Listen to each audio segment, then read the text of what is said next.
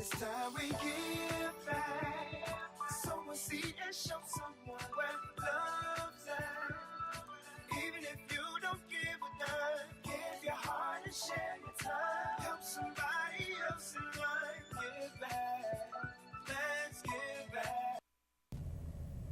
Welcome to this episode of Ignite, Empower, Transform. My name is Hosea James Givan II, and this is a show where we showcase urban superheroes that are engaged in a positive way in their communities.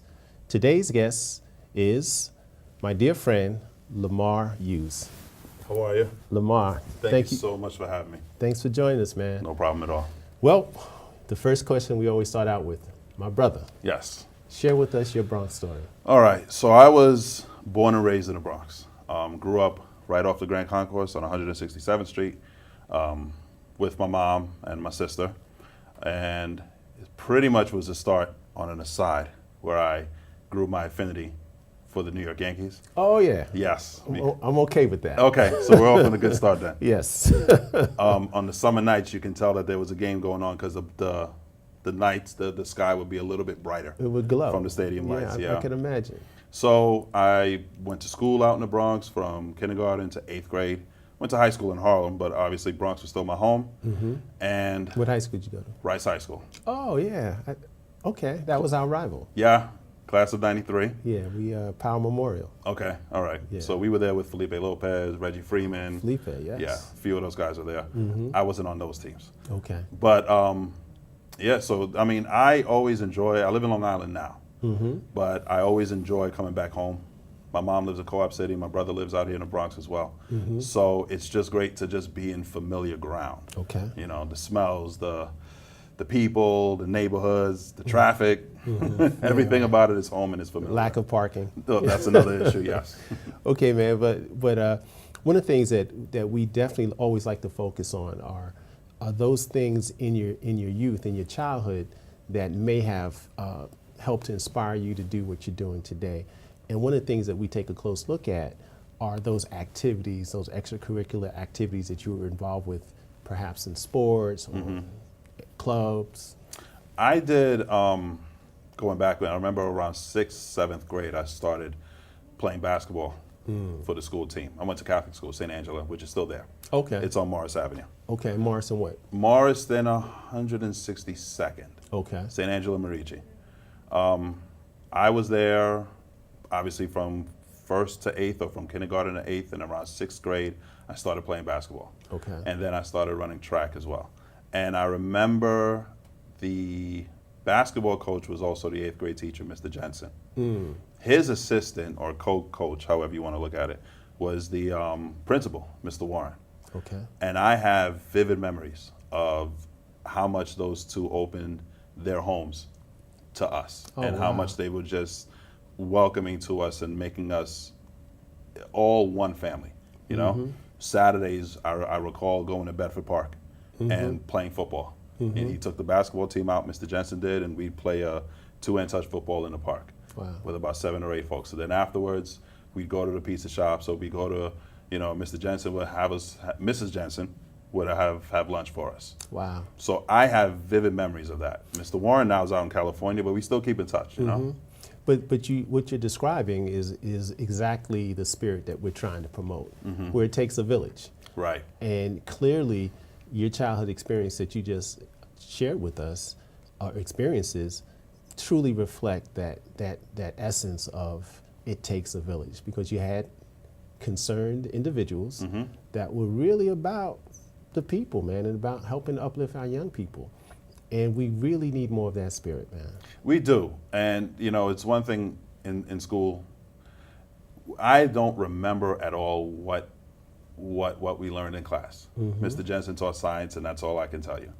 But I remember what I got from him in terms of the interpersonal relationships. And that's what carried over, I remember him whenever he was wanting to be stern with us, and I do this now with adults, and when I was teaching as well, eye-to-eye contact. Make clear what your pleasure or your displeasures are, make sure that you are making your point clear. And I learned that from him, actually, from Mr. Jensen, because he'd sit you down. He's a big guy, 6'6", and he'd sit down and make eye-to-eye contact with us and talk to us about whatever was going well, whatever was not going well, and that carried through. You know, so it's important, I feel, now that young folks understand certain values in life, but they have to get it from somewhere. Right. They have to get it from us. Right. So, and we're going to get, later on in the show, we're going to talk more about your professional experience in terms of what you're doing now.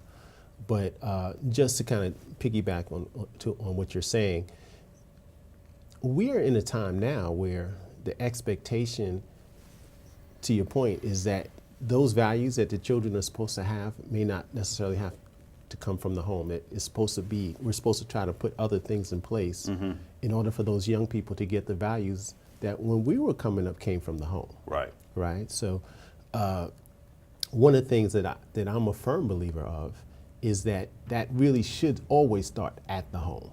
Absolutely. And that through your parents, you're taught your values, you're taught your rights and wrongs, you're understanding your sense of civic duty. Those things normally should come from the home. But we're kind of emerging into a society where the expectation is that other factors in society will basically instill those values that are not happening in the home. And the problem with that is, if it's not happening at home and it's not happening in outside areas, then where is it happening?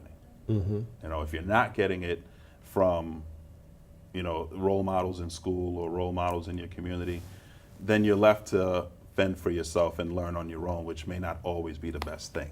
Right. It may not always be the right way in certain circumstances. Right. And we're also finding now that those Mr. Jensens are not as accessible as they once were. No. Right? Right. So right. we had more Mr. Jensens when we were coming up. And part of why we do the show is because we want to inspire more Mr. Jensens, because we realize how valuable and how important that is. Yeah, definitely so. And I think that it's needed, like you said before. It's definitely needed. It's definitely in place to, you know, to make sure that we pass on our learnings, you know, to a younger generation. That disconnect that you're talking about, that's just not it. That's just not here. How did that happen? Because it was so strong in us, and there seems to be a disconnect with today's generation where they're not having that same level of obligation, and where we need it now, probably more than ever, it's like pulling teeth. I don't know. I wish I knew where it stemmed from, where the pinpoint marker was. You know, I know in some areas the family structure may have broken apart in some generations or so. I think sometimes a lot of people are too focused on themselves. They forget the "it takes a village" mentality. You know, because they have to worry about theirs, but they're forgetting that other people got them to a point. No one ever does it on their own. Correct. Right? So we forget, even though we have to worry about us, we forget that, yes, as much as I have to worry about me, I still have to make sure that other people are coming up with me, or make sure that other people, you know, I leave something for someone else. I'm going to ask you to hold on to that thought, and we'll elaborate on it in our next segment. Okay. At this time, we're going to take a break. Sounds good. All right. What if you could invest in the future? The future of kids, like a stock. Not the kind of stock that's about making money, but a stock for social change. A whole new kind of investment called Better Futures. When you invest, it helps kids go to college. Believe in us, invest in us, watch us grow. My name is Sydney, and I'm your dividend.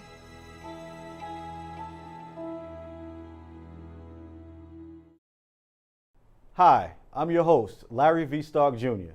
I'm your host, Rachel Cheeks Givan. I'm your host, Hosea James Givan II. I'm your host, Rebecca Givan. Hi, my name is John Jenkins. Tune in to Ignite, Empowered, Transform every Tuesday night at 8 p.m. on BronxNet. Give back, let's give back. Your son wants to get a cat, but you're allergic. Maybe he could be an outdoor cat that lives in our neighbor's yard, 3 doors down. Mom. You don't have to be perfect to be a perfect parent. Teens in foster care will love you just the same. Welcome back, and we're here with Lamar Hughes. Lamar, let's go a little bit into the conversation we just had. Okay. Okay. So now we had a conversation about where things broke down, why there's a disconnect. Mm-hmm. Now, you grew up in the Bronx in the 80s and 90s. 80s, mid 80s, into the 90s, but definitely 80s. So you were in the Bronx. I was also in the Bronx as a teacher. Okay.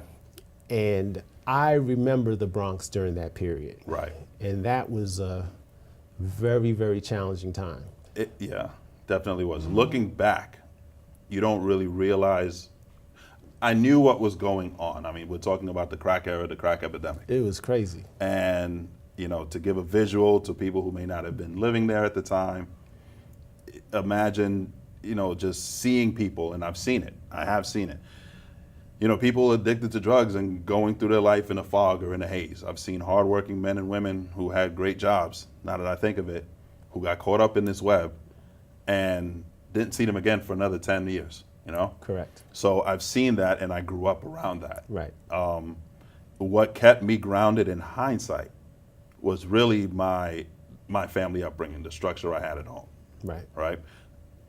My mom was a single parent. My dad lived in Brooklyn, but it was every weekend. It was holidays. It was here and there. Phone calls every day. So I still had that family structure. Mm-hmm. Right. My sister came along a little later, so it was us really just keeping a close knit together. Mm-hmm. And aside from what I learned from teachers in the past, there were a lot of things I learned from mom and dad. Mm-hmm. You know, that really just kept it together. Mm-hmm. More so, I think. And I was more fearful of mom mm-hmm. than I was of law enforcement.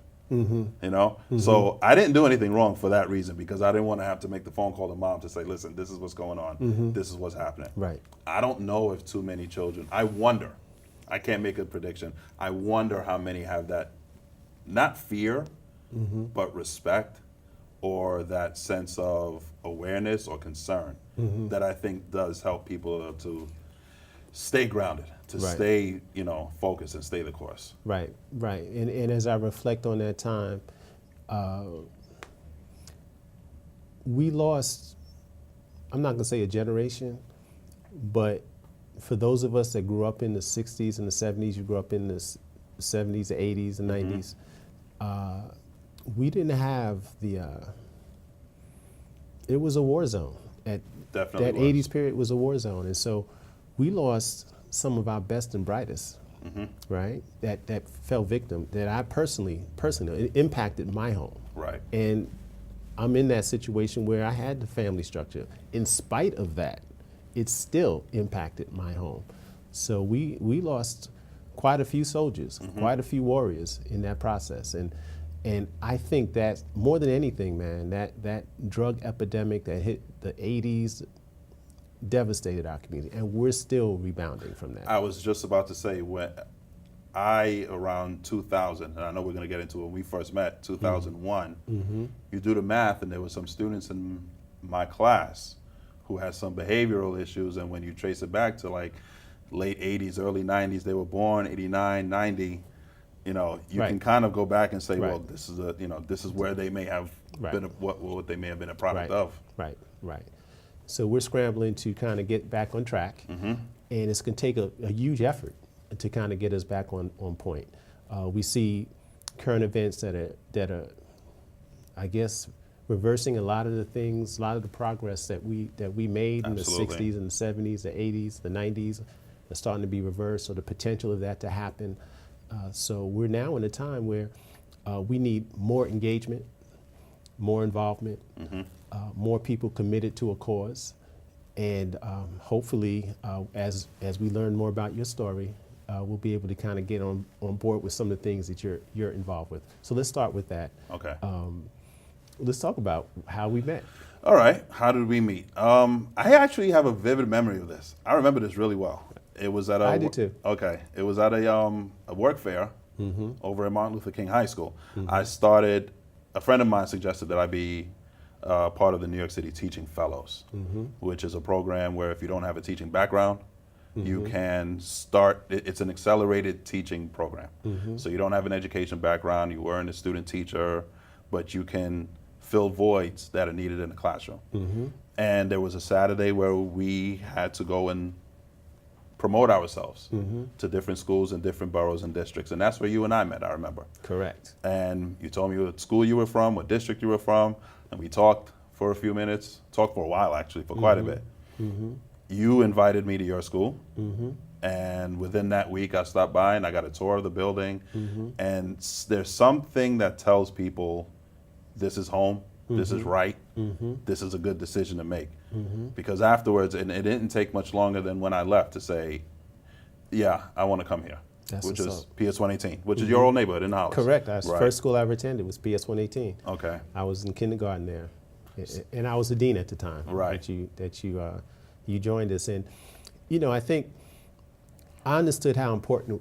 I went at you with a sense of urgency because I understood. I sensed that. I did. I understood how important it was to get men of color into the schools to be role models for our young people, and you were very impressive, obviously, and I'm just thankful that you received the spirit of joining us, and you've made a difference. You know, you made a difference, and you're continuing to make a difference. And I'm happy to say that a lot of good things came out of you coming to that school. And it's funny how things work out and just how the dominoes turn, and you don't know what road life leads you to. Sometimes just follow the road and hope for the best. Right. So at PS 118, you met your did you already know Allison? I knew of her through the program because through the fellows we had to spend a summer at Queens College. Right. That was part of that acceleration program. Right. We sat at opposite ends of the classroom. Right. So we'd see each other literally 20 feet apart, but then she was assigned to 118 as well. Right. So really, we met a couple months prior, but that's really where we met. Oh, that's clearly where. Assigned at the same grade, 3 doors down from each other. Yeah. Yeah. And that's another story to share. Absolutely. it's another story to share. And as a result, we have a daughter. We have a daughter. We're married. We got married in 2006. We have a daughter. She's 11 in October. Wow. Right. Wow. Time is flying, man. It flies. It flies. Okay. Treasure the moments with the kids. Oh, treasure those moments. You know I do. Okay, man. So we're going to take another break. All right. And then we'll close out discussing your teaching experience and some of the things that we can do to support you in your current role. Got it. Sounds good. All right. Ignite. Empower. Transform. Every Tuesday night at 8 p.m. on Bronxnet. Give back, let's give back. With the groove, show proof, keep it smooth as I bust the move. Where you step in swiftly, with me keep up. If not, just stop, pop a squat, put your feet up, read up, pay attention, listen to the melody. Remember what you heard, got my words to the spelling bee. Top notch, got them all jumping like hopscotch, jumping rope like double dutch in the air. Show me what you got, keep it hot like the heater. You thinking you a treat, cause you're sweet, but I'm sweeter. Leader of the pack, cause they all stay behind me. I'm old school, you don't skip tracks, you rewind me. Find me, working on my craft. Okay, we're back with Lamar Hughes. Lamar. Yes. What are you doing now, man? Right now, I'm not full-time teaching. I work with the UFT, United Federation of Teachers. On paper, my job is as a chapter advocate, which means I work with chapter leaders, newer chapter leaders in every school building. So every building has a union rep. Everyone is a first-year union rep at some point or another. I work with the first-year reps and basically serve as their mentor. Okay. So we are off camera. We were talking about some of the challenges that are facing unions today. Yes. And how we want to talk about that? Sure. So the biggest problem is that really there's an onslaught now to privatize public education. Speaking from an education standpoint. From a union standpoint nationwide, the structure is set up so that all unions at some point or another will crumble. And that's across the country, and that's not just in education, but in every union that you could think of. So if you have... So I want you to back up 1 second. Okay. You say will crumble or could crumble? Could. Because you said will. Sorry. Okay. Could. 'Cause let's not accept that reality. Not very true. Could. Okay. Could. All right. The structure is that they could crumble. Right. And that's really every union that we can think of. So whether you're a part of their police union or your fire department union, sanitation, healthcare, name it. The idea of unions in our country now is one where people think that it's just there so that you can have your job and not be fired. Right. Which is not true. The Right. farthest from the truth. Right. So much of what we have now in society is due to the effort of labor unions. Oh, no question. Weekends, holidays, health insurance, retirements, pensions. Unions fought for those. But now we Minimum have age requirement for workers. minimum age. You go back during the Great Depression when children were working. That's correct. Right? 9, 10, 11 years old. That's and children correct. would work in factories, lose limbs, lose fingers. That's right. Lose extremities. These things happen. That's right. Right to work is a issue across the country. I believe 27 states are a right to work state, which essentially means, it really means right to work for less. You do not have to be a part of your specific union if you're in a right to work state. Yet you receive the benefits of whatever the union provides. Okay. And no business can follow that structure and sustain itself for a long period of time. So we had something going on right now across the U.S., the Janus case. Janus versus AFSCE, I believe the acronyms are. And Mark Janus pretty much just argued that, made that argument. Okay. I don't want to be a part of my union, but I expect my union to provide all the services for me. I don't want to pay my dues, but I want all the services. And that, to thank you for correcting me about the could. Right.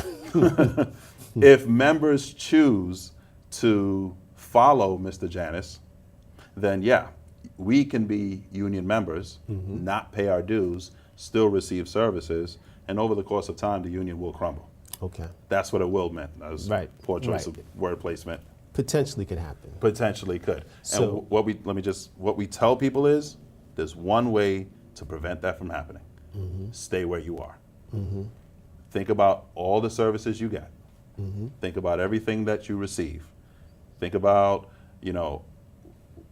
how much you pay in dues versus what the return is for you over the course of your career. If everyone stays members, we won't have to worry about the Janus case. Okay.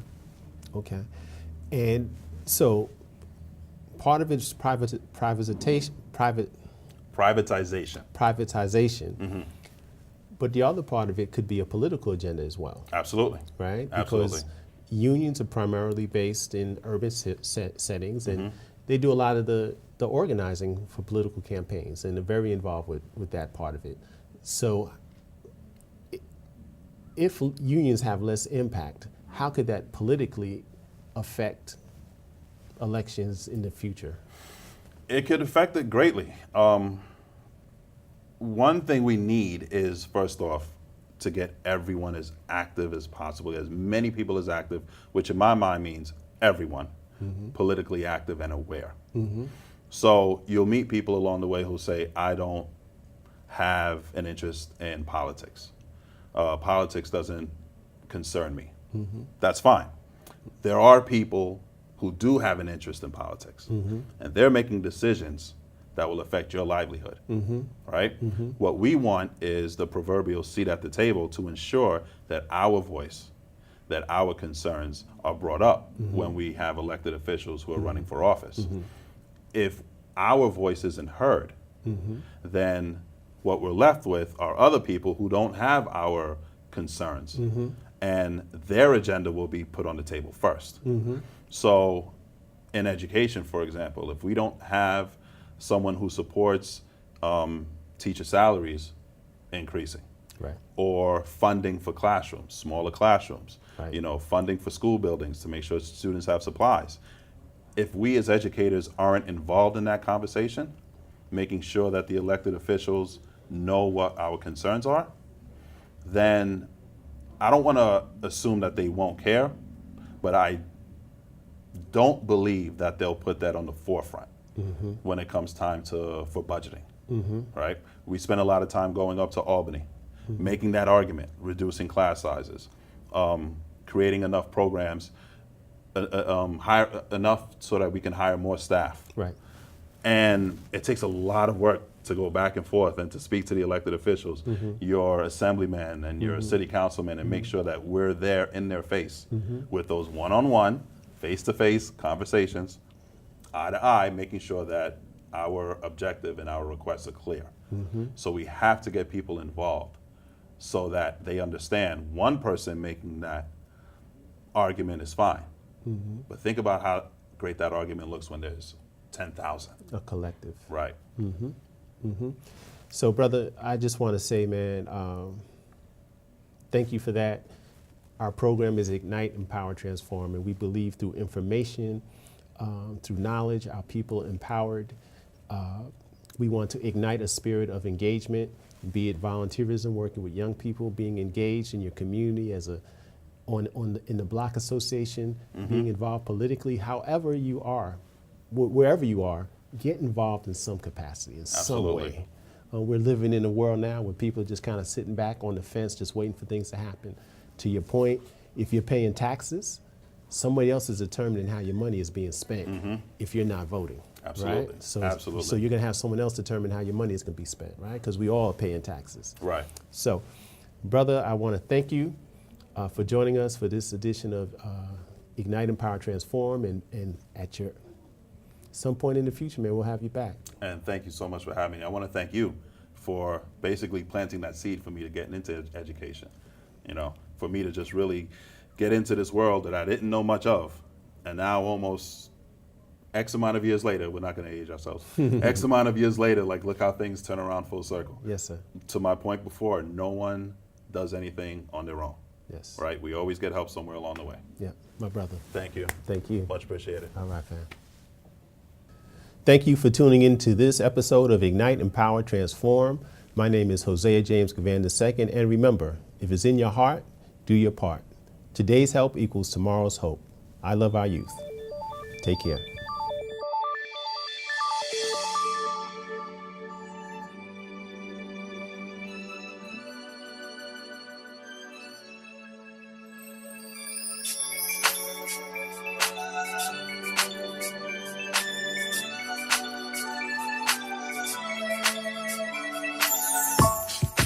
I see all your smiles and all the tears showing down on your faces.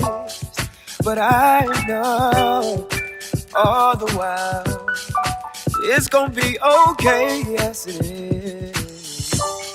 Just open up your eyes. Open up your eyes. The sun is soon to shine. The sun is soon to shine. Aim your arrow high and keep reaching for the sky. It's time we give back. Someone see and show someone where love's at. Even if you don't give a dime, give your heart and share your time. Help somebody else in life. Give back. Let's give back. I see you mobbing over her. Let's go. Let's mob. Let's crawl. Let's crawl. Let's crawl. Hey, yo, we mobbing. Come on, girl. Let's crawl. Hey, yo, let's crawl. Hey, yo, let's crawl. Hey, let's crawl. Hey, yo, let's crawl.